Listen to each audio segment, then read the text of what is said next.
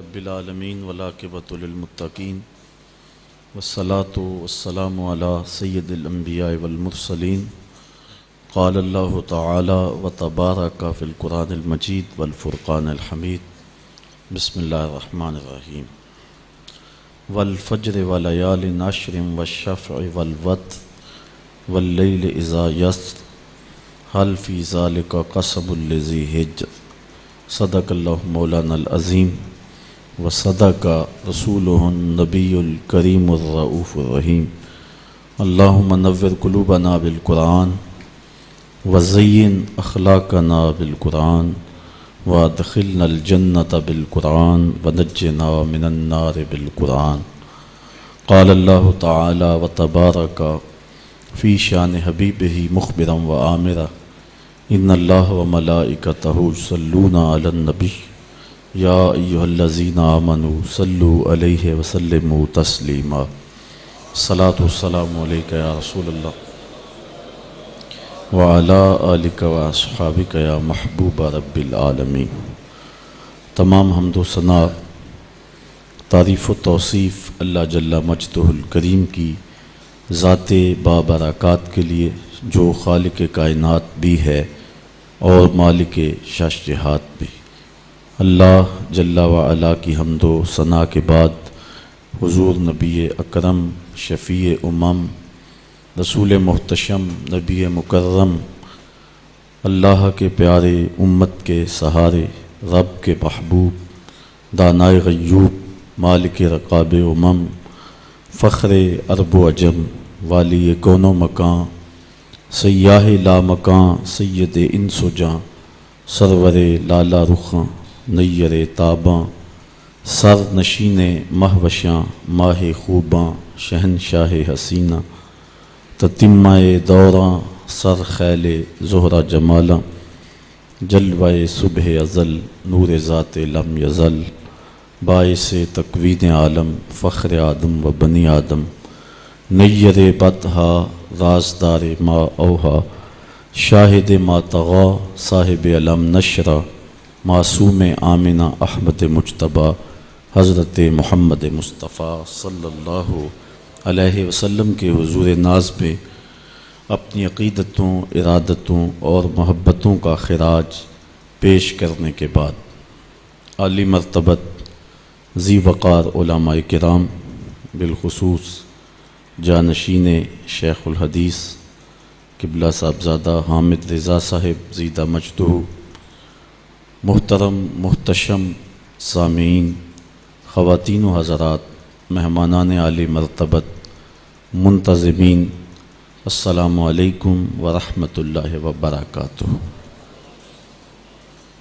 حضور نبی رحمت صلی اللہ علیہ وآلہ وسلم نے جب لوگوں کو دعوت دین دی تو حضور علیہ السلام نے ابتداءً دو چیزوں پر زور دیا، ایک اللہ کی توحید پر اور دوسرا عقیدہ آخرت پر۔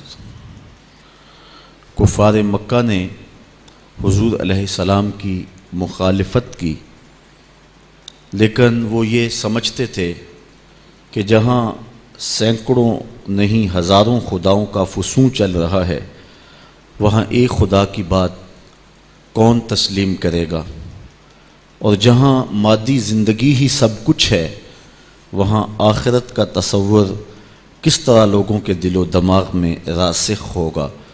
یہ اٹھنے والی صدا مکے کے پہاڑوں سے ٹکرا کر کے پھر پلٹ جائے گی اور دنیا اس کہانی کو بھول جائے گی۔ لیکن جب اسلام لانے والوں کی تعداد میں اضافہ ہونے لگا اور غلام بھی اسلام لانے لگے اور قریش کے سرداروں کے دلوں میں بھی ایمان کی تخم ریزی ہونے لگی، حضرت ابو بکر جیسا دانہ بینا شخص بھی دامن رسول میں آ گیا اور حضرت عمر رضی اللہ تعالی عنہ جیسا جری جوان بھی حضور کی دہلیز پہ کھڑا ہوا نظر آیا، تو پھر قریش نے اسلام کے خلاف پوری قوت کے ساتھ کھڑا ہو کر کے اس دعوت کو، اس تحریک کو روکنے کے لیے کوشش کی۔ تو جو شخص دلیل سے بات نہ کر سکتا ہو اس کا طریقہ ہمیشہ تشدد پسند ہی رہا ہے۔ گالی اور گولی ایسے لوگوں کا مزاج ہوتا ہے جو دلائل کی بولی نہیں بول سکتے ہیں۔ تو جب قریش مکہ نے تشدد، ظلم اور جبر کا بازار گرم کیا اور حضور کے غلاموں کو مشق ستم بنانا شروع کیا، حضرت حسان بن ثابت رضی اللہ تعالی عنہ کہتے ہیں کہ میں رہنے والا تو مدینے کا تھا، لیکن ایک بار میں مکے میں گیا تو میں نے دیکھا کہ کھجور کی رسی میں ایک کالے رنگ کے شخص کو لوگوں نے پرویا ہوا ہے اور مکے کی گلیوں میں گھسیٹ رہے۔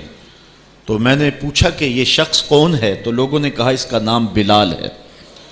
تو میں نے کہا کس جرم کی سزا اسے دے رہے ہو؟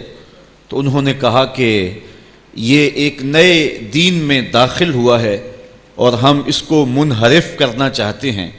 کہتے ہیں میں نے دیکھا کہ وہ جوں جوں گھسیٹتے اس کی زبان پر احد احد کی صدا تیز ہوتی چلی جا رہی تھی۔ زخم پہ زخم کھا کے جی، خون جگر کے گھونٹ پی، آہ نہ کر لبوں کو سی، یہ عشق ہے دل لگی نہیں۔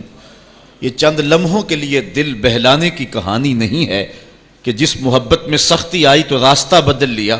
یہ ان راستوں کا ان لوگوں نے اہتمام کیا تھا اور ان راستوں کے مسافر بنے تھے کہ راستے میں پہاڑ بھی ہوں تو یہ چیر کے آگے گزر جائیں۔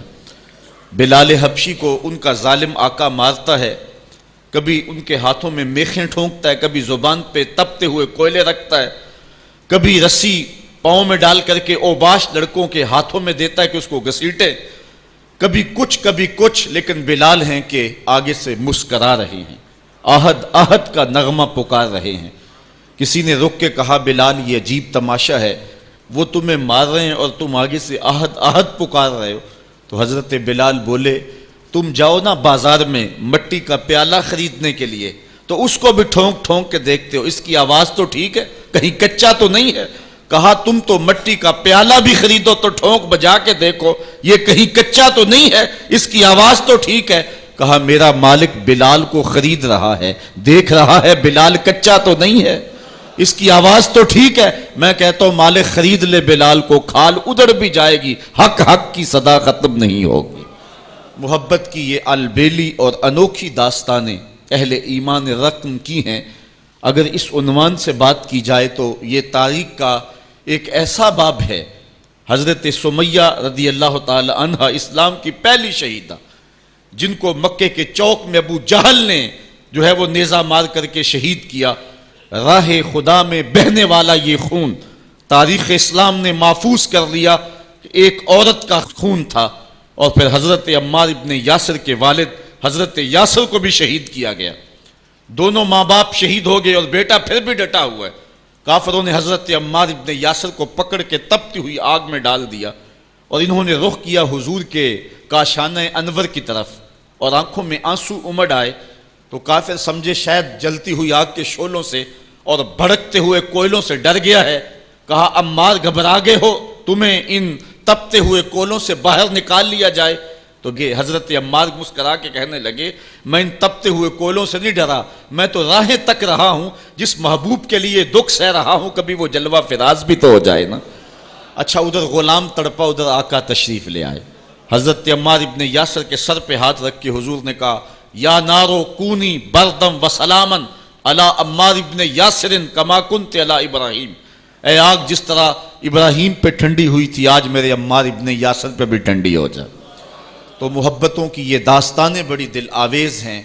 تو اللہ تعالیٰ جل شانہ نے جب اپنے محبوب علیہ السلام کے غلاموں کے ساتھ یہ ہونے والے ظلم اور اس جبر کی رقم ہوتی داستان کو دیکھا تو سورۃ الفجر تب نازل ہوئی تھی۔ ایک طرف اہل ایمان کو تسلی دی کہ اگر تمہیں دکھوں میں مبتلا کیا گیا ہے تو کوئی نہیں، تم سے قبل بھی جو لوگ اس راستے کے مسافر ہوئے ہیں ان کو بھی انہی راہوں سے گزرنا پڑا ہے اور وہ بھی عظیمت کی یہ داستانیں رقم کرتے ہوئے آئے ہیں۔ انہوں نے بھی جو ہے وہ سولیوں پہ اور فصیلے دار پہ اپنے سروں کا چراغاں انہوں نے بھی کیا ہے اور راہ حق میں ہر دکھ اور ہر تکلیف انہوں نے سہی ہے، حتیٰ کہ زنجیروں نے ان کی ہڈیوں تک جو ہے وہ نشان چھوڑے لیکن پھر بھی وہ راہ حق سے منحرف نہیں ہوئے۔ ایک تو ان کو تسلی تھی اور دوسری طرف قریش کو یہ بتلانا مقصود تھا کہ تم سے قبل بھی بڑے سرکش، بڑے نمرود، حامان، شداد اور بڑے ظالم اور جابر ہوئے ہیں، لیکن آج تم دیکھو کہ ان کا نشان بھی باقی نہیں رہا۔ اگر نشان باقی رہا ہے تو حق کا نشان ہی باقی رہا ہے۔ اس لیے سورۃ الفجر اس ماحول میں نازل ہوئی ہے جب کہ جو ہے وہ اسلام کے اوپر اور اہل ایمان کے اوپر سخت آزمائشیں تھیں اور سخت جو ہے ان کے اوپر تکلیف تھی۔ فجر کی قسم کھانے کا ایک مقصد تو یہ تھا کہ ان کفار کو یہ کہنا تھا کہ جس طرح فجر طلوع ہوتی ہے اور رات ختم ہو جاتی ہے، یہ زندگی بھی جو ہے جو تم گزار رہے ہو ختم ہوگی، اور آخرت کی زندگی میں تم نے قدم رکھنا ہے اور صبح قیامت طلوع ہونے والی ہے۔ اور دوسری طرف اہل ایمان کو تسلی دینا مقصود تھا کہ راتیں جتنی بھی لمبی کیوں نہ ہوں، پو تو پھٹتی ہے اور اجالے تو نکلتے ہیں، ایک وقت آئے گا کہ اسلام کا پھریرا دنیا کے اوپر لہراتا ہوا نظر آئے گا۔ آج کی قربانیاں کل کے لیے سکھوں کا سامان بن جائیں گی۔ ساغر صدیقی نے کیا کہا تھا کہ آج تو ہیں یہ جسم آلودہ گرد سفر، آج تو ہیں یہ جسم آلودہ گرد سفر، کل انہی جسموں پہ منزل پھول بھی برسائے گی۔ آج مکے میں ستم ہیں، کل مکے والے ہاتھ باندھ کے کھڑے ہوں گے، تو وہ لمحے بھی آنے والے ہیں۔ تو فرمایا قسم ہے صبح کی، والفجر، قسم ہے صبح کی، ولیال عشر، اور 10 راتوں کی۔ 10 راتوں سے مراد کیا ہے؟ یہ ذوالحج کی 10 راتیں ہیں، جو سال کی جو ہے وہ تمام راتوں سے یہ عشرہ جو ہے وہ افضل ترین عشرہ ہے۔ دوسرا قول ہے کہ یہ رمضان کے آخری عشرے کی راتیں ہیں۔ تیسرا قول یہ ہے کہ یہ محرم کی پہلی 10 راتیں۔ یہ 3 اقوال مفسرین نے بیان کی ہیں۔ والشفع والوتر، اور قسم ہے جفت کی اور قسم ہے طاق کی۔ مفسرین نے اس پر تقریباً 36 اقوال پیش کیے ہیں، لیکن سب سے بہترین قول یہ ہے کہ جفت سے مراد مخلوق ہے اور طاق سے مراد رب تعالیٰ کی ذات ہے۔ خالق کی قسم اور مخلوق کی قسم۔ واللیل اذا یسر، اور رات کی قسم جب وہ پیٹھ پھیر کے چل دے۔ یہ قسمیں 5 فرمائیں، اور اس کے بعد فرمایا حل فی ذالک قسم الذی حجر، کیوں اس میں عقل مند کے لیے قسم ہوئی؟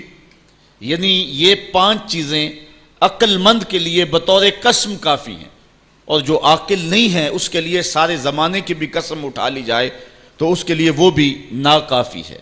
تو قسم جو ہے وہ عقل مند کے لیے پھول کی پتی سے کٹ سکتا ہے ہیرے کا جگر، مرد ناداں پہ کلام نرم و نازک بے اثر۔ ہمارے استاد کہا کرتے تھے کہ اس کو عام لوگ پڑھتے ہیں کہ پھول کی پتی سے کٹ سکتا ہے ہیرے کا جگر، تو کہتے ہیں نہیں کاٹا جا سکتا ہیرے کا جگر پھول کی پتی سے۔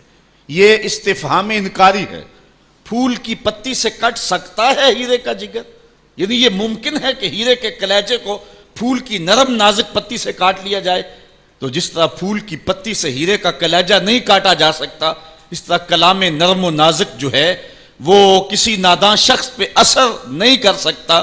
تو اللہ تعالیٰ فرماتا ہے کہ یہ جو قسمیں ہیں یہ عقل مند لوگوں کے لیے جو ہیں وہ نافع ہیں، اور جو بے وقوف ہیں، جو حماقت کے مارے ہوئے ہیں، ان کے لیے اس میں کوئی فائدہ نہیں۔ اسی لیے کہا گیا یضل بہ کثیرا ویہدی بہ کثیرا، قرآن سے بہت سارے لوگ ہدایت پا جاتے ہیں اور بہت سارے لوگ قرآن سے گمراہ بھی ہو جاتے ہیں۔ اصل قصور ان کی اپنی عقول کا ہے اور اپنی بنجر زمین کا ہے۔ 12 کے در تبش خلاف نیست، در باغ لالا رویت و در بوم خار و خس، یہ بارش برس رہی ہے۔ سعدی کہتے ہیں کہ تباہ میں مخالفت نہیں رکھتی، لیکن یہی بارش جب گندگی کے ڈھیر پہ ہوتی ہے تو بدبو پھیلتی ہے، تعفن پھیلتا ہے، اور یہی بارش جب باغ میں ہوتی ہے تو باغ کے اندر پھول کھلتے ہیں، گل لالا مہکتا ہے، یاسین اور نسترن کی بہار آ جاتی ہے۔ تو بارش وہی ہے، کہیں گندگی اور بدبو پھیل رہی ہے اور کہیں پھول چٹک رہے ہیں اور کلیاں مہک رہی ہیں۔ قرآن تو اجالا دیتا ہے اور قرآن کی قسمیں من میں یقین اگاتی ہیں، لیکن کچھ لوگ گمراہ ہو جاتے ہیں اور اسی قرآن کو پڑھ کے کچھ لوگ ہدایت کے اجالے پا جاتے ہیں۔ تو کہا کہ یہ جو 5 قسمیں ہیں یہ عاقل لوگوں کے لیے اس میں ہی ہدایت ہے اور اس میں ہی ان کے لیے بہت کچھ ہے۔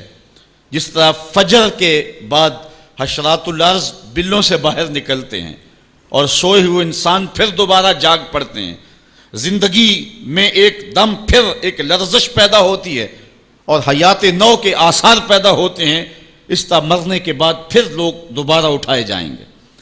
کافر کہتے تھے کہ ہم یہ بات نہیں تسلیم کرتے کہ بندہ مرنے کے بعد اٹھایا جائے گا۔ سورہ یاسین اٹھائیے، وہ کہتے ہیں کہ جب ہماری ہڈیاں ہو جائیں گی اور ہڈیاں زمین کے اندر گل سڑ کے مل جائیں گی تو پھر ان مردہ ہڈیوں کو کون اٹھائے گا؟ یہ نضر بن حارث نامی ایک شخص تھا جو قبرستان سے کوئی بوسیدہ ہڈی اٹھا لایا اور حضور کے سامنے اس ہڈی کو توڑتا ہے اور اس کے ذرے زمین پہ گرتے ہیں، کہتا ہے کہ ان ہڈیوں کو اٹھایا جائے گا جبکہ یہ بالکل جو ہے وہ ریزہ ریزہ ہو گئی۔ اللہ تعالیٰ قرآن مجید میں فرمایا کہ یہ کہتے ہیں کہ ان ہڈیوں کو کون دوبارہ زندہ کرے گا؟ تو اللہ تعالیٰ نے قرآن مجید کے اندر جو جواب دیا وہ بڑا خوبصورت ہے۔ یہ کہتے ہیں ان مردہ ہڈیوں کو کون دوبارہ زندگی دے گا؟ تو اللہ تعالیٰ نے جواب دیا کہ جب یہ ہڈیاں بھی نہیں تھیں، جس رب نے اس وقت ہڈیوں کو بھی پیدا کر لیا تو ان کو جوڑنا اس کے لیے کون سا مشکل ہے؟ اللہ اکبر۔ وہی رب جس نے ان ہڈیوں کو تخلیق کیا، نئے سرے سے ان کو پیدا کیا، تو اب ان کو جوڑ کر کے انسان کی شکل میں کھڑا کرنا اس کے لیے کوئی مشکل نہیں۔ روزانہ ہم موت کی آغوش میں چلے جاتے ہیں نیند کی صورت میں، لیکن پھر اٹھ کے زندگی کے اندر وہی توانائی، وہی حرارت اور وہی تیزی اور وہی جو ہے وہ نشاط پن، یہ حشر پہ دلیل ہے۔ تو کہا یہ قسمیں ہیں عقل کے لیے۔ الم تر کیف فعل ربک بعاد۔ اب قریش مکہ جو مسلمانوں پہ ظلم و ستم کرتے ہیں، تو عاد کو اور سمود کو اور فرعون کو قریش مکہ بخوبی جانتے تھے، کیونکہ جو عاد اور سمود ہیں یہ تو بالکل جو ہیں وہ عرب کے اندر ہیں اور یہ ان لوگوں کو اچھی طرح جانتے تھے اور ان کی کہانیاں بھی ازبر تھیں۔ اور فرعون کی غرقابی مصر میں اہل کتاب بنی اسرائیل کے ساتھ ان روابط کی وجہ سے اس کو بھی یہ خوب سن چکے تھے۔ تو اللہ تعالیٰ جل شانہ نے اگرچہ بہت ساری بستیاں برباد کی ہیں، بہت ساری سنگتیں تباہ کی ہیں، لیکن ان کو خاص طور پہ ان تین چیزوں کی طرف توجہ دلائی کہ آج تم اپنی چھاتی چوڑی کر کے چلتے ہو، لیکن اس کہانی کو یاد کرو۔ اللہ اکبر۔ الم تر کیف فعل ربک بعاد۔ کیا تم نے نہ دیکھا کہ تمہارے رب نے عاد کے ساتھ کیا سلوک کیا؟ ارم ذات العماد۔ یہ کون عاد تھے؟ یہ عاد ارم تھے، انہیں عاد اولا بھی کہا جاتا ہے۔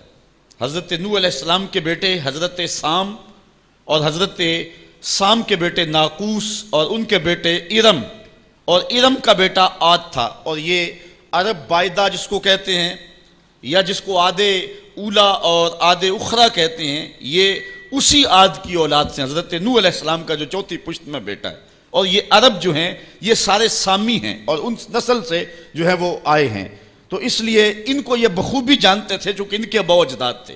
تو اللہ تعالیٰ جل شانہ نے فرمایا کہ الم تر کیف فعل ربک بعاد۔ جانتے ہو کہ تمہارے رب نے عاد کے ساتھ کیا کیا؟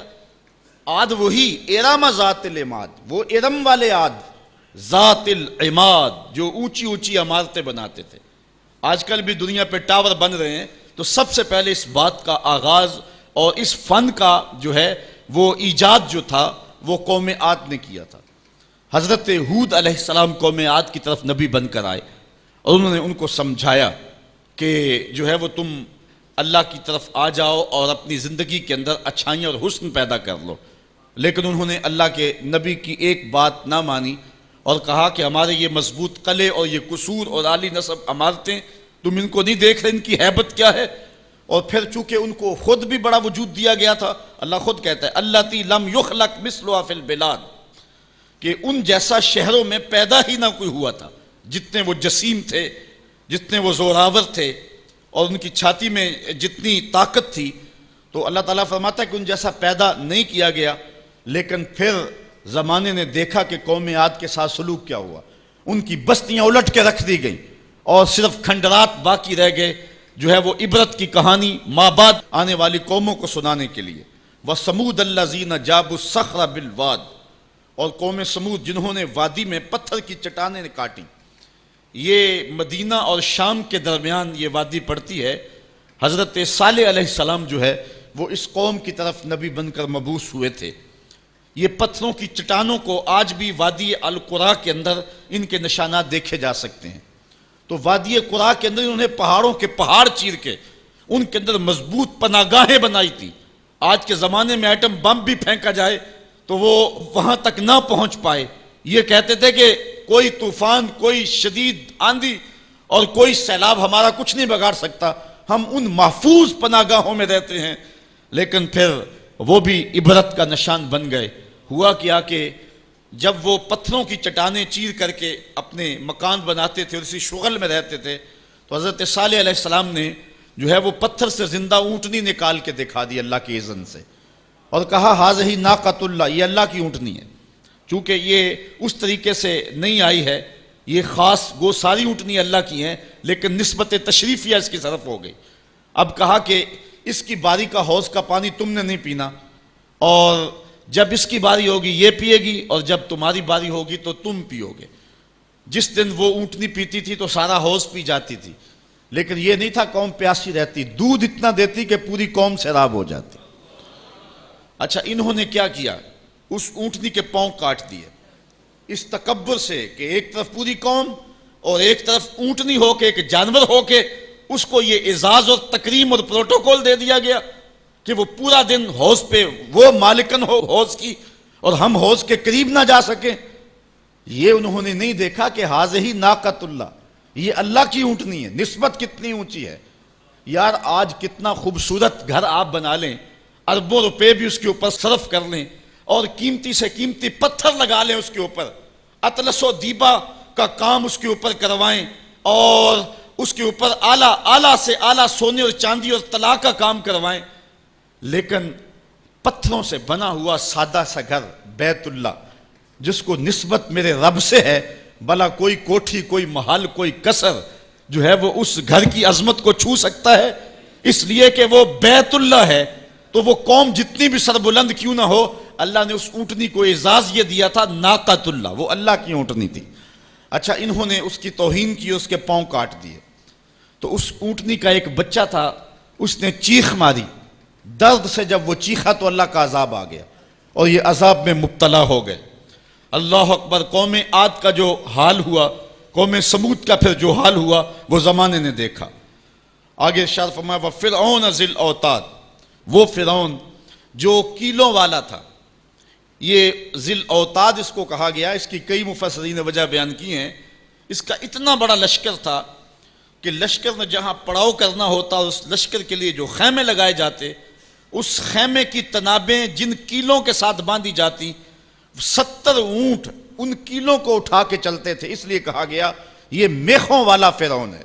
یا مفسرین نے کہا دوسری وجہ یہ ہے کہ جو فرعون کی بات نہ مانتا تو اس کو جو ہے وہ لٹا کر کے اس کے ہاتھوں اور اس کے پاؤں کے اندر میخیں ٹھونک دیتا تھا. نام پڑ گیا میخوں والا فرعون. تو جس کو اتنا ناز تھا کہ کوئی میری جھوٹی خدائی سے سر کیوں پھیرے، اور اس کو وہ عبرتناک سزا دیتا تھا. پھر فرعون وہ نیل کی موجوں میں بے بس تھا اور ہاتھ جوڑ کے کہہ رہا تھا آمنت برب موسیٰ، میں اب موسیٰ کے رب پہ ایمان لاتا ہوں. لیکن پھر اس وقت اس کا ایمان لانا فائدہ بخش نہ ہوا. تو اللہ فرماتا یہ سب کچھ تم دیکھ چکے ہو. الذین طغوا فی البلاد، یہ وہ لوگ ہیں قوم عاد، قوم سمود اور فرعون جنہوں نے شہروں میں سرکشی کی، اللہ کے حکموں کو توڑا، جھوٹی خدائی کے دعوے کیے. پھر کیا ہوا فاکثروا فیہا الفساد، پھر انہوں نے بہت زیادہ فساد پھیلا دیا. اللہ تعالیٰ جل شانہ نے ان کی شر کو، ان کے فساد کو جو وہ کرتے رہے اللہ دیکھتا رہا. لیکن جب حد سے زیادہ ہی بڑھنے لگے فصب علیہم ربک صوت عذاب، تو پھر تیرے رب نے ان پر اپنے عذاب کا کوڑا برسایا. پھر جو ان کا حال ہوا، اللہ اکبر. ان ربک لبالمرصاد، بے شک تمہارے رب کی نظر سے کچھ غائب نہیں ہے. تمہارا رب تمہارے ایک ایک عمل کو، ایک ایک کرتوت کو دیکھ رہا ہے. اے قریش مکہ تم کیا ہو، تمہاری کیا حیثیت ہے؟ عاد و سمود کی بستیاں تمہارے رب نے الٹ کے رکھ دی. تمہارے رب نے فرعون جس کو جھوٹی خدائی کا گھمنڈ تھا لشکر سمیت نیل کی موجوں میں ڈبو دیا.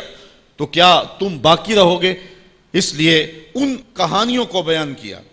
فصب علیہم ربک صوت عذاب ان ربک لبالمرصاد. یہ کہانی بیان کرنے کے بعد انسان کی ایک کج فکری پر اللہ تعالیٰ نے کتنی خوبصورت جو ہے وہ چیز ارشاد فرمائی. فَأَمَّا الْإِنسَانُ إِذَا مَا ابْتَلَاهُ رَبُّهُ فَأَكْرَمَهُ وَنَعَمَهُ فَيَقُولُ رَبِّي أَكْرَمَنِ۔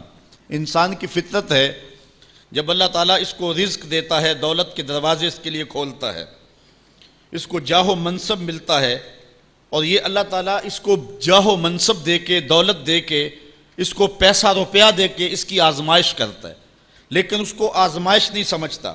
فَيَقُولُ، وہ کہتا ہے ربی اکرمن، میرے رب نے مجھے عزت دی ہے، وہ اس کو عزت سمجھ لیتا ہے اور کہتا ہے کہ میں اللہ کا محبوب ہوں، مجھے اللہ پسند کرتا ہے تو اس لیے مجھے دولت دی ہے، ورنہ میں غربت کی چکی میں پس رہا ہوتا۔ وہ دولت کو جو ہے وہ عزت سمجھتا ہے، حالانکہ اللہ نے بطور آزمائش اس کو دولت دی ہے۔ جب کسی بندے کو پوچھا جائے نا بتا کیا حال ہے، تو اگر اس کے پاس دولت کے انبار، وہ کہتا ہے بڑا فضل ہے اللہ کا۔ اچھا کیا فضل ہے اللہ کا؟ تو تہجد کی نماز بھی پڑھنے لگ گیا؟ نہیں، میں تو 5 بھی نہیں پڑھتا۔ اچھا کیا فضل ہے کہ اللہ نے تجھے یہ کرم کر دیا کہ تیری زبان پہ جھوٹ نہیں آتا؟ نہیں، میں تو صبح شام جھوٹ بولتا ہوں، ٹیکس بھی چوری کرتا ہوں، میں تو سب کچھ کرتا ہوں۔ تو پھر کیا فضل ہے؟ کہتا ہے مجھے دولت دے دی گئی۔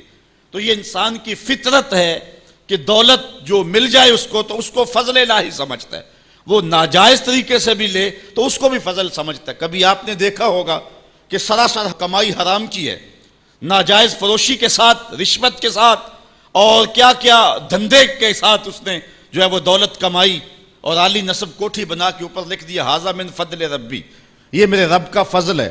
حالانکہ یہ تو قہر تھا، آزمائش تھی اس کے اوپر، لیکن وہ شیطان نے اس کو جس راستے پہ لگایا اور شیطانی دھندے کے ساتھ جو اس نے دولت کمائی، اس کو بھی یہ فضل ربی قرار دے رہا ہے اور سمجھتا ہے کہ واقعی میں رب کا فضل ہے۔ نہیں، اللہ فرماتا ہے ایسا نہیں ہے، یہ اس کی کج فکری ہے۔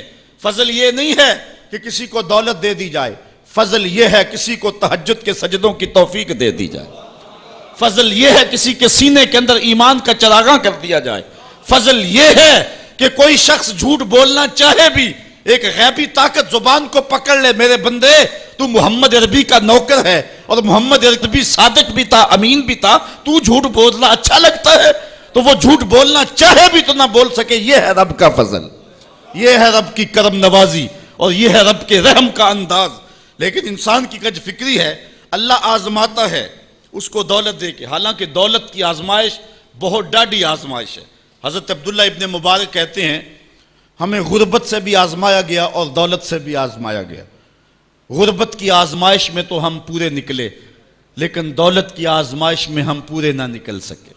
یہ آزمائش زیادہ سخت آزمائش ہے، لیکن فیقول، بندہ کہتا ہے ربی اکرمن، میرے رب نے مجھے عزت دے دی ہے۔ کوئی عہدہ مل جائے، کوئی شان و شوکت دنیا کی مل جائے، چاہے وہ اس کا ذریعہ کوئی بھی ہو، بندہ کہتا ہے جی فلاں پہ بڑا ہی اللہ کا فضل ہو گیا ہے۔ یار ایک معمولی شخص تھا، گلی سے نکلا، اب دیکھو جو ہے وہ وزارت کا قلم دان تھامے ہوئے ہے، بڑا فضل ہوا۔ کیا فضل ہوا اس کے اوپر کہ اس نے جائز ناجائز ہر راستہ جو ہے وہ اختیار کیا اور رب کو قدم قدم پہ ناراض کیا، اور ہم اس کو فضل گردان رہے ہیں۔ کہا فضل نہیں ہے، یہ ڈاڈی آزمائش ہے۔ لیکن انسان کی کج فکری ہے، وہ اس کو فضل کہہ رہا ہے۔ اچھا ایک اور انسان کی کج فکری دیکھیے، وَأَمَّا إِذَا مَبْتَلَاهُ فَقَدَرَ عَلَيْهِ رِزْقَهُ فَيَقُولُ رَبِّي أَهَانَنِ، اور اگر اللہ آزمائے اور اس کا رزق اس پر تنگ کر دے، فَيَقُولُ، تو پھر کہتا ہے رَبِّي أَهَانَنِ، میرے رب نے تو مجھے خوار کر دیا، میرے رب نے تو مجھے ذلیل کر کے رکھ دیا۔ یہ فطرت ہے انسان کی کہ اس کو تھوڑی سی سختی ملے، دولت کے انبار جو تیزی کے ساتھ آ رہے ہیں تھوڑا سا کم ہو جائیں، اور اس کو غربت کی چکی میں پیسا جائے، تو یہ بھی اس کی آزمائش تھی۔ دولت دے کے آزمائش کی گئی کہ کیا راہ خدا میں لٹاتا ہے کہ نہیں لٹاتا، میرے راستے کے اندر اس کو خرچ کرتا ہے کہ نہیں کرتا، یتیم، غریب، مسکین، لاچار، مجبور، نانے شبینہ کو ترستے ہوئے، بیمار، کیا ان کو ڈھونڈ ڈھونڈ کے ان کی دہلیز پہ پہنچتا ہے کہ نہیں پہنچتا۔ ایک تو یہ آزمائش تھی، لیکن اس نے اس کو آزمائش نہیں، اس کو عزت سمجھ لیا۔ اس نے کہا کہ میرا اللہ میرے پہ راضی ہے تو تبھی اتنی دولت دی ہے۔ اچھا اگر دولت اللہ کی رضا کی علامت ہوتی تو فرعون دولت مند نہ ہوتا، قارون کو خزانہ نہ دیا جاتا۔ اور دوسری بات، جب اس کو دولت نہیں دی جاتی، غربت میں آتا ہے تو کہتا ہے میرے رب نے مجھے رسوا کر دیا۔ یہ بھی اس کی کج فکری ہے۔ یار وہ بھی تو ہوئے ہیں کہ زمانے کے اندر ایک پھوٹی کوڑی بھی ان کے پاس نہیں رہی ہے۔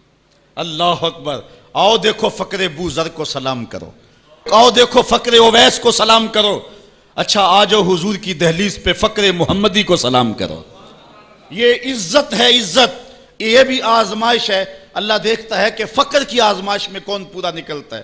زبان پر جو ہے وہ ناشکری کے لفظ تو نہیں لاتا، مل جائے اللہ کی طرف سے عطا ہو تو وہ بھی آزمائش ہے کہ اس پہ شکر ادا کرتا ہے کہ نہیں کرتا، اور نہ ملے تو یہ بھی آزمائش ہے کہ اس پہ صبر کرتا ہے یا کہ نہیں کرتا۔ واویلا کر دیا، شور و غل مچا دیا، لٹ گیا، میرے پاس کچھ دیا، اپنی غربت کے اشتہار لگا دیے، ایک ایک شخص کے آگے ہاتھ پھیلاتا پھرتا ہے، اپنی غربت کی عزت کو پامال کر رہا ہے، اس امتحان میں ناکام ہو گیا۔ اب سنو اللہ کیا ارشاد فرماتا ہے، کلا بل لا تکرمون الیتیم، تم کہتے ہو کہ ہمیں دولت نہیں ملی تو رسوا کر دیا گیا، اور دولت مل گئی تو اللہ کا فضل سمجھتے ہو۔ اللہ فرماتا ہے ایسا نہیں ہے، اگر تمہیں آزمائش میں ڈالا گیا ہے تو تم اس آزمائش میں کہاں تک پورے نکلے ہو۔ آج تمہارے اوپر جو سختیاں آئی ہیں، آج اللہ تعالیٰ کی اگر ناراضگی ہے تو اس کا یہ سبب نہیں ہے کہ تم کو دولت نہیں دی گئی، بلکہ سبب کیا ہے، غور کیجئے۔ کلا، ایسا ہرگز نہیں، جو اس کی فکر تھی کلا سے نفی کر دی گئی، اور اس بات کس چیز کا کیا گیا، بل لا تکرمون الیتیم، تم یتیموں کو عزت نہیں دیتے ہو۔ اصل بات یہ ہے جو بات سوچنے کی ہے۔ اب قرآن کا یہاں اسلوب دیکھیے، میں قربان جاؤں قرآن کے اسلوب پہ۔ ایسے ہی نہیں، جب اکرمہ ابو جہل کا بیٹا اسلام کے حصار میں آتا ہے تو قرآن پڑھتا ہے نا تو اشش کر اٹھتا ہے اور پھر روتا ہے اور کہتا ہے ہاذا کلام و ربی، یہ میرے رب کا کلام ہے، اور قرآن بتا رہا ہے، اس کا لہجہ بتاتا ہے۔ اسلوب دیکھیے، بات غریب کو روٹی دینے کی نہیں کی گئی، غریب کو جو ہے وہ کھانا دینے کی نہیں کی گئی، اس کو کپڑے پہنانے کی نہیں کی گئی۔ قرآن نے جو کہا ہے کلا بل لا تکرمون الیتیم، بات یہ ہے کہ تم یتیم کو عزت نہیں دیتے ہو۔ یتیم کو تم عزت کیسے دے سکتے ہو یہ تم جانتے ہو کہ اس کی تکریم کیسے کرنی ہے۔ تمہارے پاس یتیم کو پہنانے کے لیے کپڑا نہیں ہے، اس کو دینے کے لیے روٹی نہیں ہے، لیکن تمہارے سینے میں پیار تو رکھا ہوا ہے نا۔ اس برہنہ یتیم کو سینے سے لگا کر کے اس کا ماتھا تو چوم سکتے ہو نا۔ رب یہ نہیں دیکھتا روٹی کس نے دی، رب یہ دیکھتا یتیم کو پیار کس نے دیا، وہ یہ دیکھتا ہے۔ کلا بل لا تکرمون الیتیم، معاملہ روٹی کا نہیں ہے، بچی ہوئی روٹی تو کتے کو بھی ڈالی جا سکتی ہے، کسی کو غریب کو دے دی تو یہ کون سا کمال ہے؟ جو دیگیں بچ گئی وہ مدرسے میں بھیج دی، یہ کمال کی بات نہیں ہے۔ وہ گندگی کے ڈھیر پہ بھی تو پھینکنی تھی، خراب ہو جاتی، 2 گھنٹے اور پڑی رہتی۔ معاملہ یہ نہیں ہے، معاملہ تکریم کا ہے۔ اب وہ بھی سوچیں، عید آ رہی ہے، مینڈکوں کی طرح نکلیں گے سماجی رہنما اور سماجی کارکن، اخباروں میں تصویریں چھپیں گی، غریب عورتیں لائن میں لگی ہوئی ہیں، غریب مرد لائن میں لگے ہوئے ہیں، اور جو ہے وہ صاحب جو ہے وہ ایک ایک توڑا آٹے کا، ایک ایک تھیلا آٹے کا دے رہے ہیں، اور 10 جو ہے وہ فوٹوگرافر تصویر کھینچ رہے ہیں۔ اگلے دن 15 اخباروں کے اندر تصویریں لگی ہوئی ہیں۔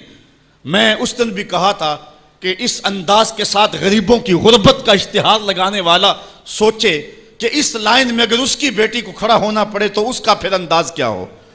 بات یہ نہیں، بات تکریم کی ہے۔ کلا بل لا تکرمون الیتیم۔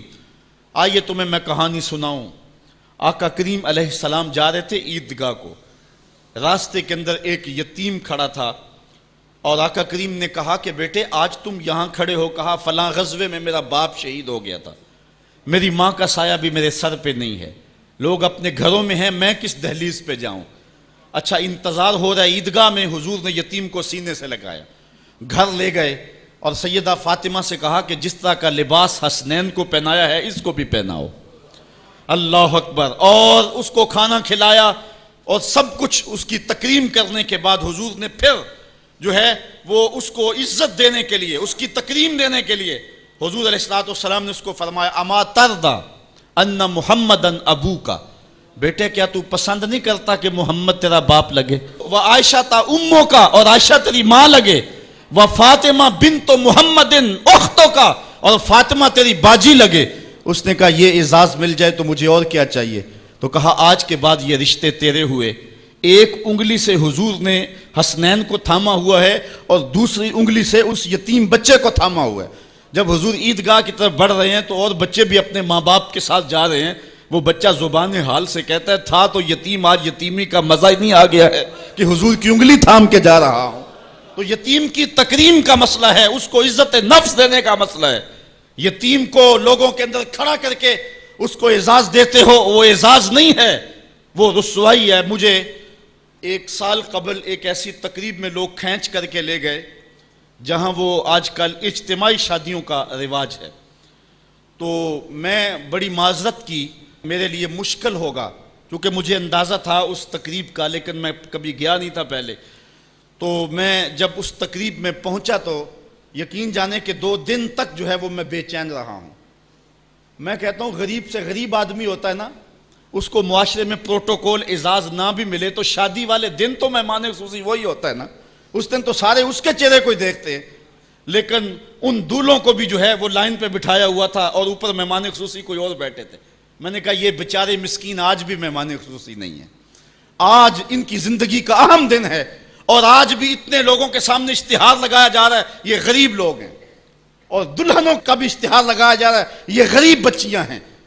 اور پھر کیا ان کے چہرے پہ کوئی مسرت کے آثار تھے اور نہ ان بیٹیوں کے چہرے پہ کوئی مسرت کے آثار تھے؟ تو لوگ خوشی بانٹنے چلے ہیں لیکن غموں میں اضافہ کرتے چلے گئے۔ رات کی تنہائی میں نکلو، اندھیرا پھیلا ہوا ہو، کوئی دیکھنے والا نہ ہو، اپنے سائے سے بھی بچو اور جا کے غریب کے گھر میں رقم پھینک کے آ جاؤ، اسے پتہ نہ ہو یہ پھینکی کس نے ہے، اور پھر وہ شادی کریں جو دعائیں ان کے کلیجے سے نکلیں گی عرش تک پہنچیں گے۔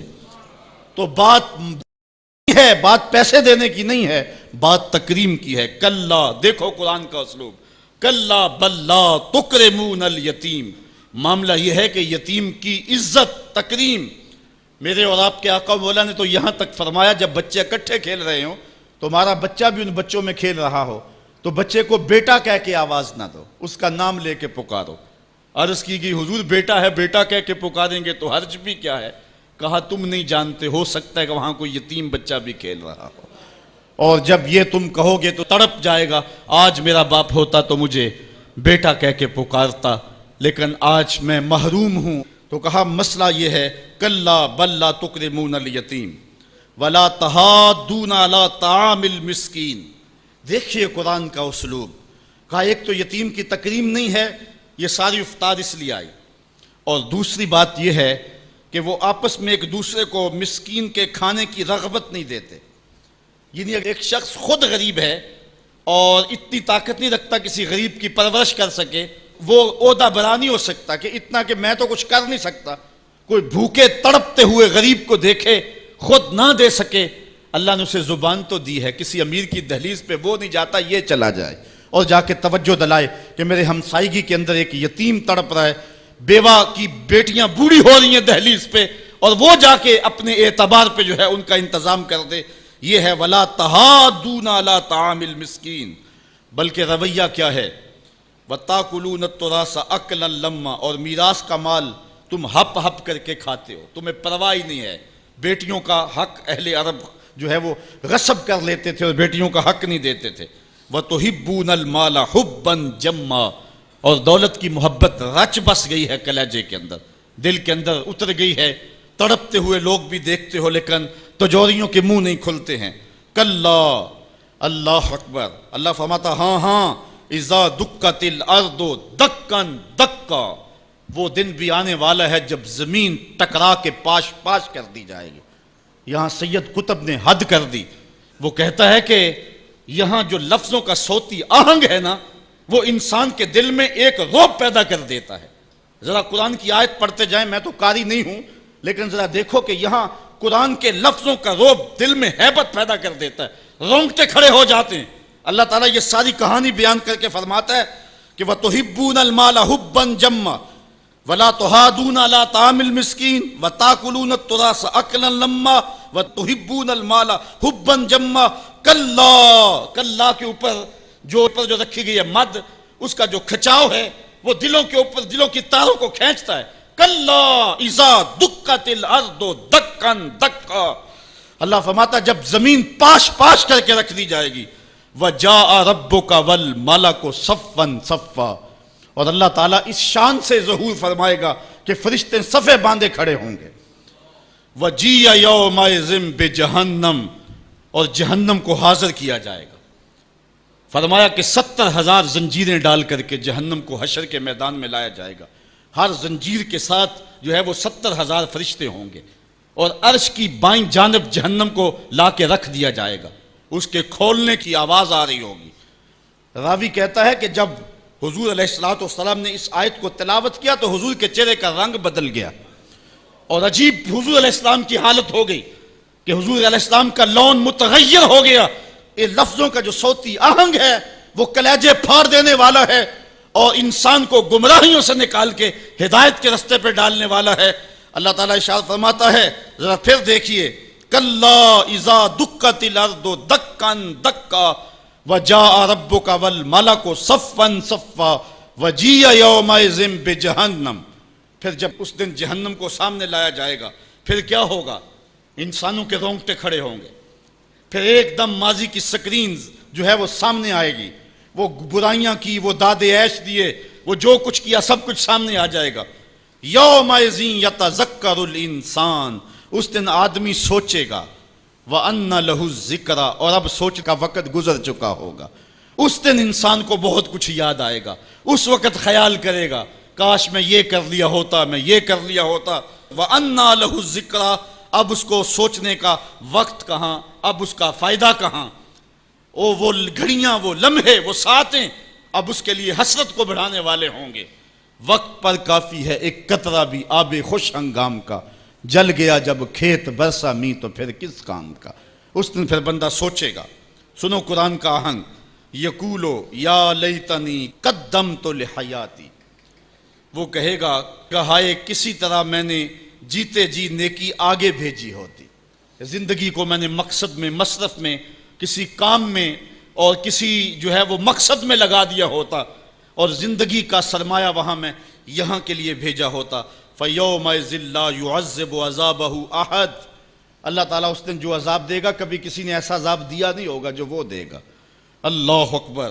وَلَا يُوثِقُ وَثَاقَهُ أَحَدٌ، اور اس کا سا باندھنا کوئی نہیں باندھتا جس طرح کہ وہ باندھے گا۔ اچھا، جب جہنم کو حشر کے میدان میں لایا جائے گا تو عرش کی بائیں جانب جہنم کو رکھا جائے گا، اور اللہ تعالیٰ جل شانہ جو ہے وہ پورے قہر و جلال میں ہوگا، تو جو برے لوگ ہوں گے ان کا پتا تو پانی ہو ہی رہا ہوگا، وہ تو کہیں گے کہ یا لیتنی قدمت لحیاتی، لیکن جو نیکوکار ہیں ان کا دل بھی ڈول رہا ہوگا، کیونکہ بڑے خطرناک جو ہے وہ لمحے ہوں گے۔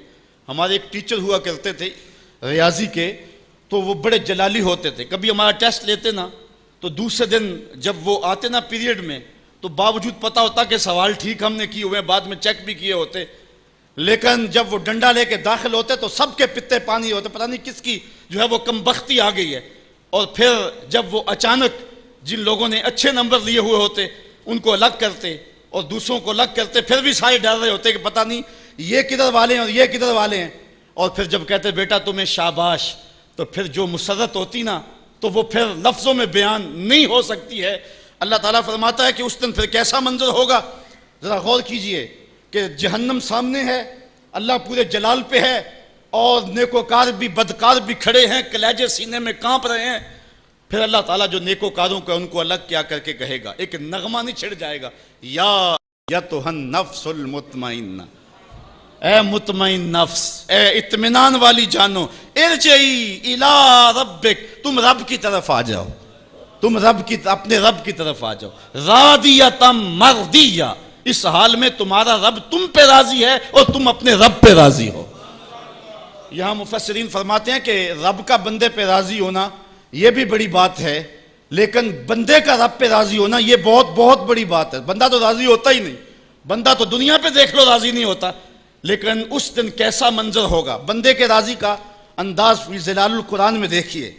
یا ایتھا النفس المطمئنہ، المطمئنہ الی ربہا، المطمئنہ الی طریقہا، المطمئنہ الی قدر اللہ بہا، المطمئنہ فی السراء والضراء وفی البسط والقبض والمنع والعطاء، یعنی تو میرے پہ راضی ہوا، میں نے دکھ دیا تو پھر بھی راضی تھا، میں نے سکھ دیا تو پھر بھی راضی تھا، کڑکتی دھوپ تھی تو پھر بھی راضی تھا، برستی بارش تھی تو پھر بھی راضی تھا، تجھے غربت کے چکی میں پیسا گیا تو پھر بھی راضی تھا، اور تجھے امارت دی گئی تو پھر بھی راضی تھا، میرے بندے تجھے کربلا میں رکھا گیا پھر بھی راضی تھا، اور تجھے فتح مکہ کی شان دکھائی گئی تو پھر بھی راضی تھا۔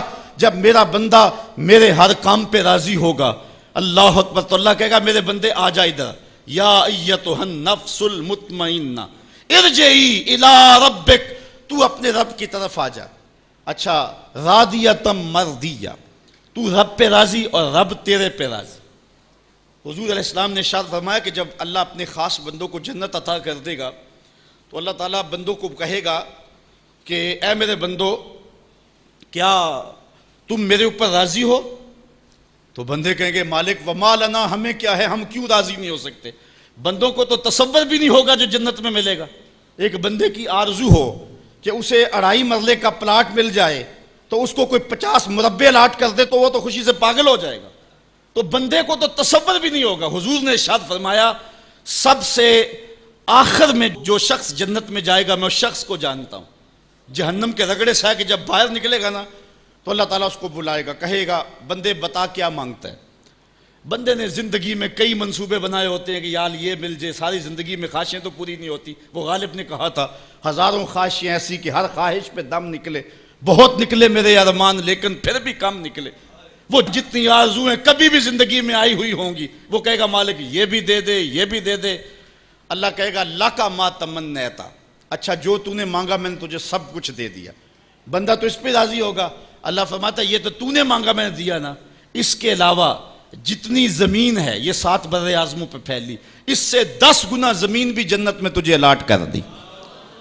بندہ کہے گا یا رب اتسخر وانت الملک، مالک تو بادشاہ ہو کے مجھ سے مذاق کر رہے؟ بندے کے تو گمان میں نہیں ہوگا کہ اتنا کچھ ملے گا۔ جب یہ بات حضور نے بیان فرمائی فضاحک النبی حتی بدت انیابہ، حضور اتنا مسکرائے کہ حضور کی داڑھیں نظر آنے لگی۔ اس کو تو یہ گمان تھا کہ برابر برابر بھی چھوٹ دوں تو جنت میں کسی دروازے کی چوکیداری بھی مل جائے تو غنیمت ہے۔ اتنی تو دولت جو ہے وہ اوباما کے پاس بھی نہیں ہے، پوری دنیا کے مالیاتی اداروں کے پاس بھی نہیں ہے۔ اتنی حکومت تو کائنات میں کسی حکمران نے نہیں کی ہے جتنا تخت و تاج کا مالک اس سب سے آخری شخص کو بنا دیا جائے گا۔ جب سب سے کم پراپرٹی جنت میں جس کی ہے وہ اتنی جگہ کا مالک ہوگا، پھر داتا گنج بخش علی حجویری کی جاگیروں کا عالم کیا ہوگا، پھر انبیاء کی جاگیروں کا عالم کیا ہوگا، امام الانبیاء کی جاگیروں کا عالم کیا ہوگا۔ اتنا کچھ دینے کے بعد میرے بندے کیا تم میرے پہ راضی ہو؟ اللہ تعالیٰ جب بندوں سے پوچھے گا تو بندے کہیں گے مالک ہمیں کیا ہوا کہ ہم راضی نہ ہو، ہم تو جو ہے وہ پھولے نہیں سما رہے۔ تو اللہ تعالیٰ فرمائے گا تمہیں ایک اور چیز دینے لگا ہوں۔ تو بندے جنت میں کسی کمی کو محسوس نہیں کریں گے، کہیں گے مالک اور کیا چیز رہ گئی ہے؟ تو اللہ تعالیٰ فرمائے گا بندو وہ چیز یہ ہے کہ میں تمہارے اوپر راضی ہو گیا ہوں، اب کبھی بھی ناراض نہیں ہوں گا۔ تو پھر جو مسرت ہوگی وہ دیدنی ہوگی۔ یا ایتھا النفس المطمئنہ ارجعی الی ربک راضیۃ مرضیہ فادخلی فی عبادی، میرے خاص بندوں میں داخل ہو جا، وادخلی جنتی، اور میری جنت میں داخل ہو جا۔ سورۃ الفجر انسان کو کھینچ کر کے مالک کی دہلیز پہ لے آتی ہے، اور نفس مطمئنہ جو ہر حال میں اللہ پہ راضی ہو۔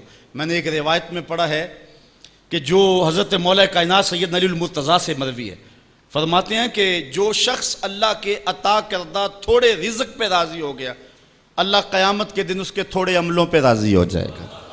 تو آج اس پہ راضی ہو جاؤ، وہ تم پہ راضی ہو جائے گا۔ اللہ نے توفیق دی تو یہ 10 دن مجھے اور آپ کو نصیب ہوئے، اور اب دعا کا مرحلہ آن پہنچا۔ اللہم ربنا تقبل منا انکا انت السمیع العلیم وتب علینا انکا انت التواب الرحیم۔ اے اللہ تیری بارگاہ میں ہاتھ پھیلائے اتنے لوگ حاضر ہیں، ہمارے اٹھے ہوئے ہاتھ پھیلی ہوئی جھولیاں اپنی بارگاہ میں مستجاب فرما، بخت کی بہاریں نصیب کر دے، مقدر کی خزائیں رخصت فرما، جئیں تو تیرے لیے مریں تو تیرے دین کے لیے، زندگی کی آخری ہچکی تک تیرے رسول کے وفادار رہیں، ہر علت ہر قلت ہر ذلت سے رہائی دے دے، اپنے پاک نبی کے در کی گدائی دے دے۔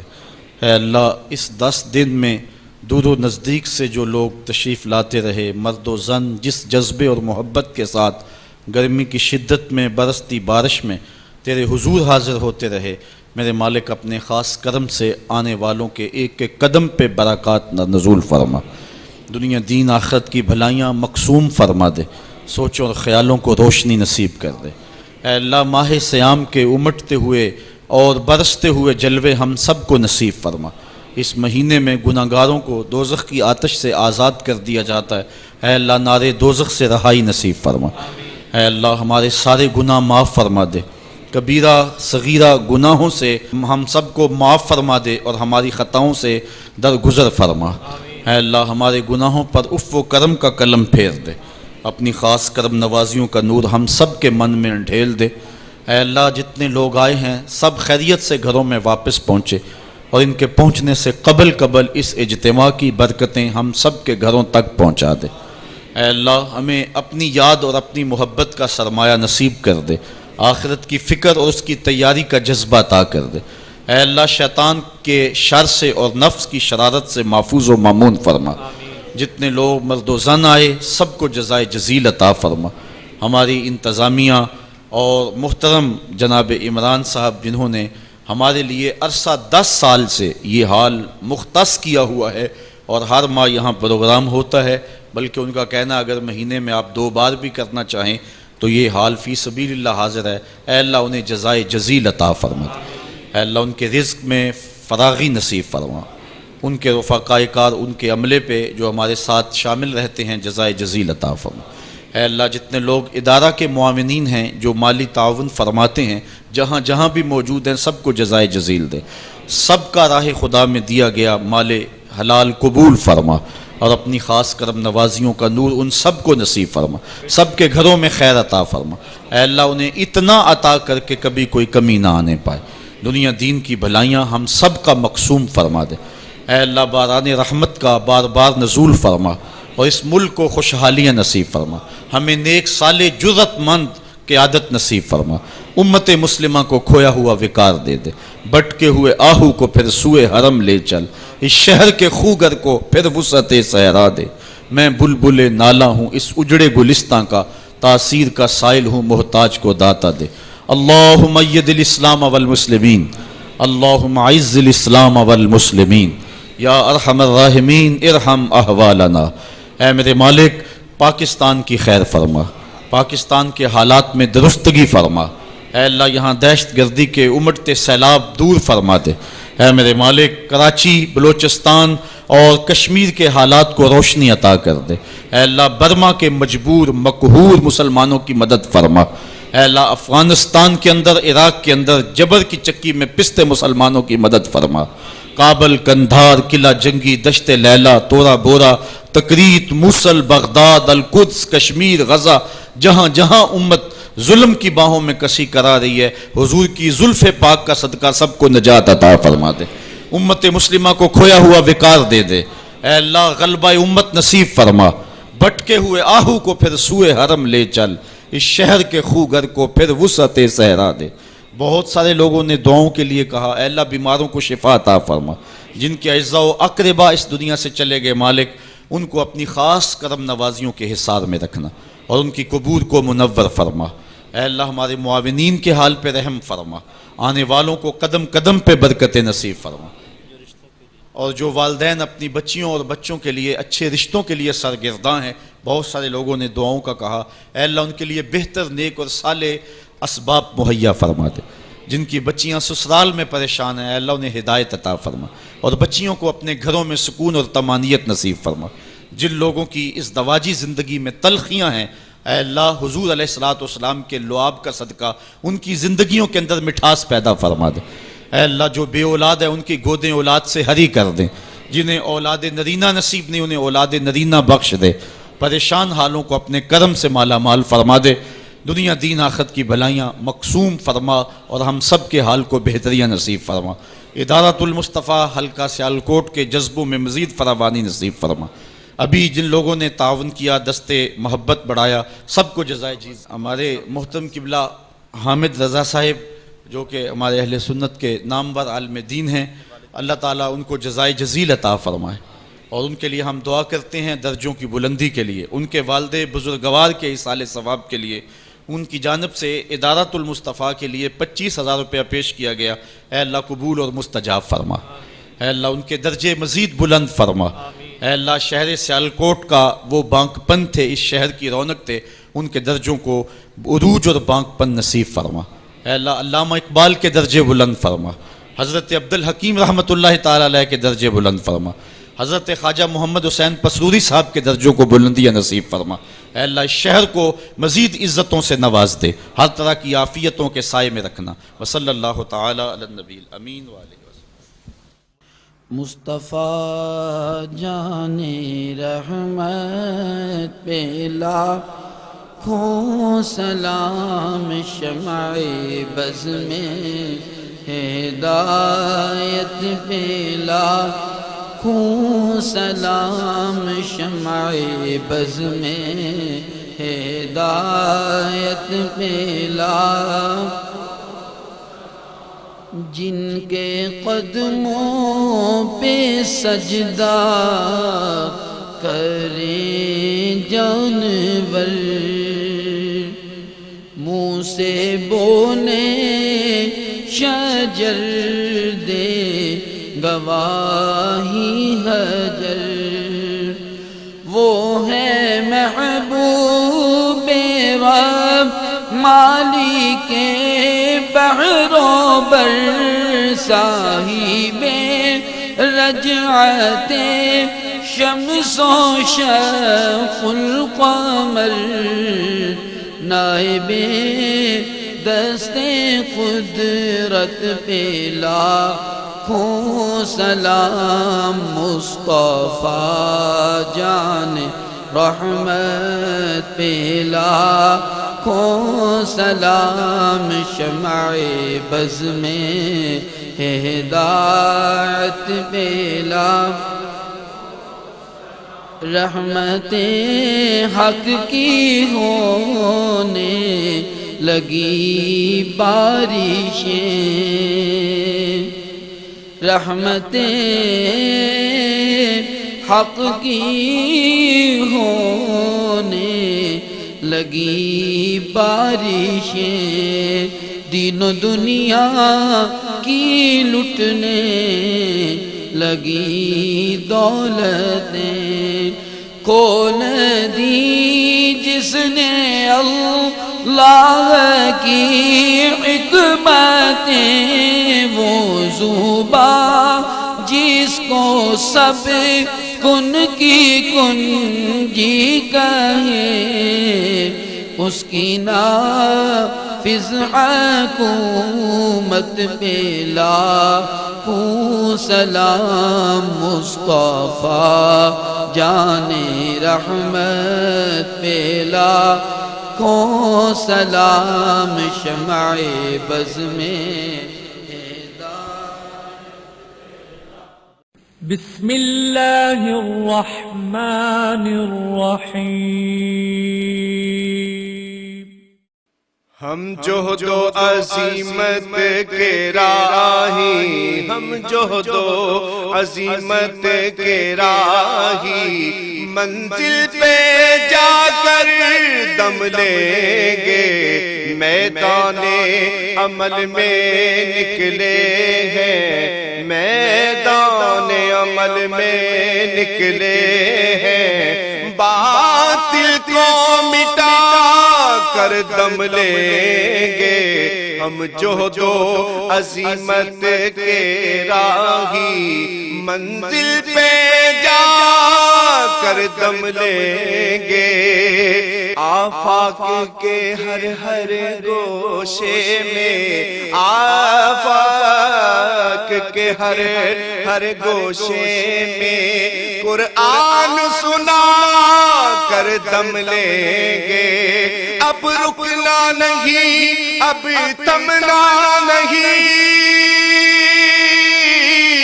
اب رکنا نہیں، اب تھمنا نہیں، فردوس میں جا کر دم لیں گے، ہم جہد و عظیمت کے راہی، منزل پہ جا کر دم لیں گے، میدان عمل میں نکلے ہیں، باطل کو مٹا کر دم لیں گے۔